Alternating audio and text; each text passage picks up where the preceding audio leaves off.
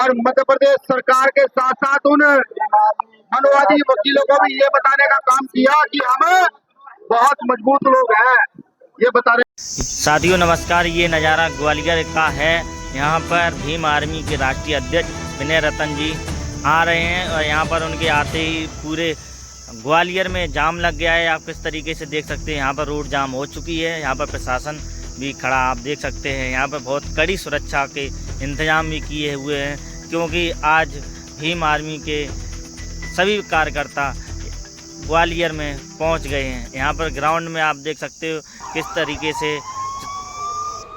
इस गाड़ी में भीम आर्मी के राष्ट्रीय अध्यक्ष विनय रतन जी हैं, जो कि आप देख सकते हो किस तरीके से गाड़ियों का इनका काफिला चल रहा है।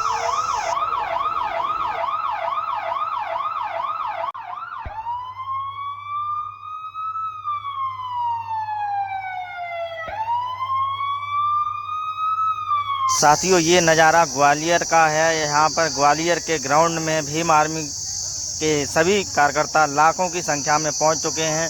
यह उनके मुँह पर तमाचा है। जिन मनुवादी लोगों ने ये कहा था भीम आर्मी कहाँ है और भीम आर्मी को बुलाओ, देखते हैं क्या भीम आर्मी कर पाएगी कुछ। भीम आर्मी ने आज अपनी जन सैलाव दिखा करके और ये साबित कर दिया है कि बाबा साहब की मूर्ति प्रतिमा को उसी जगह लगाएंगे।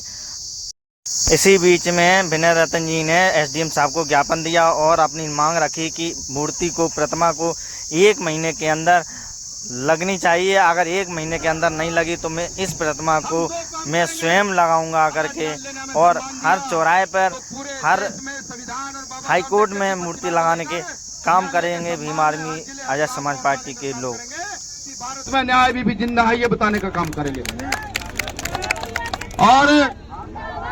और अगर धन्यवाद आभार। अब कुछ ऑथेंटिक जानकारी जो आपको मुझे देना बहुत जरूरी है, क्योंकि कुछ लोगों ने सोशल मीडिया के द्वारा भ्रम भी फैलाने का काम किया, कुछ ने अनाप शनाप बोलने का काम किया, कुछ ने भ्रम फैलाने का काम किया। देखिए, चीफ जस्टिस साहब ने आदेश दिया था कि ग्वालियर खंडपीठ में डॉक्टर बाबा साहब अम्बेडकर की प्रतिमा लगानी चाहिए। ये आपका और मेरा आदेश नहीं था। किसका आदेश था? भारत की एक मुख्य खंडपीठ, और जो जब चुपचाप होगा समझिए, ये पता नहीं पड़ेगा। भारत की एक खंडपीठ, एक न्यायालय, उच्च न्यायालय, उसके लिए चीफ जस्टिस साहब आदेश देते हैं कि वहां पर बाबा साहब अम्बेडकर की प्रतिमा लगनी चाहिए।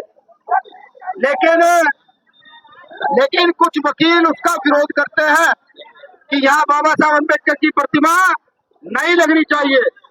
हालांकि ये शब्द मुझे कहने नहीं चाहिए, फिर भी मैं वकीलों को कहूँ कि रिश्तेदार की हर बात को मानना रिश्तेदार का अधिकार होता है। बाबा साहब आप उनकी बात नहीं मानना चाहते, ये गलत है। मैं उनको समझा रहा हूँ, ये गलत है, ऐसा मत कीजिए। रिश्तेदार की बात को मानिए, रिश्तेदार की बात को मानिए, तो भी रिश्तेदार का रिश्तेदार भी आपका रिश्तेदार निकलता है। अभी एक वकील दिल्ली गया, दिल्ली जाकर कह रहा है कि वो कैन साहब दलित है। उन्होंने आदेश कैसे दे दिया? एक दलित चीफ जस्टिस ने बाबा साहब अम्बेडकर की प्रतिमा को लगाने का आदेश दिया। यानी कि वो कहना चाह रहा है कि किसी और जाति का व्यक्ति आदेश देता तो प्रतिमा लग जाती, लेकिन दलित चीफ जस्टिस ने आदेश दिया तो प्रतिमा नहीं लगेगी। हमने कहा बहुत अच्छी बात है। मैं उनको बता दूं, ये भीम आर्मी है, चाहे तो यहाँ की भारत की कोई सी ऐसी जगह 2 घंटे बाबा साहब की प्रतिमा लगाने का दम रखती है, लेकिन बाबा साहब अम्बेडकर ने हाथ बांध रखे हैं। उन्होंने कानून दे दिया, संविधान दे दिया, कहा इसी से चलना है, इसी से चलना है। तो हम सब लोगों को भी न्यायालय पर ही विश्वास करके रखना है, बिल्कुल विश्वास करके रखना है। क्योंकि मैं आपको बताऊं, कुछ लोग ये भी चाहते हैं कि आप ग्वालियर में जाए, न्यायालय के बाहर कुछ गड़बड़ करें, फिर पुलिस आप पर लाठीचार्ज करे, आपको जेल भेजा जाए, और वो न्यायालय की प्रतिमा किस वजह से न रखे कि नहीं यहाँ पर आकर तो बाबा साहब के लोगों ने दंगा